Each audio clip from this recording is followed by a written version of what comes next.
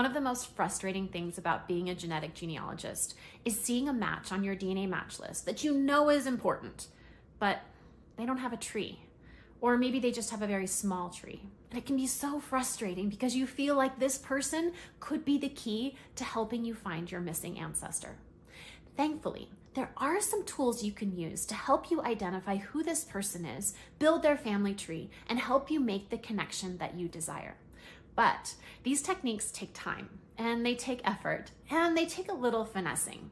So we've decided to teach a Finding Living Relatives workshop. It's going to be live, it's going to be over 2 days, and you're going to get to join me, Diane Southard, and our team here at Your DNA Guide to guide you through this process. We don't want you to be stuck any longer looking at matches that you just can't identify, but that you're sure hold the key to your research progress. So I hope you'll join us for this brand new Finding Living Relatives workshop. We'd love for you to make that connection, to break through that brick wall even, or at least to gain some new skills that are going to help move you further along in your genetic genealogy journey. So I hope you'll join us for our Finding Living Relatives workshop. So I'll see you there.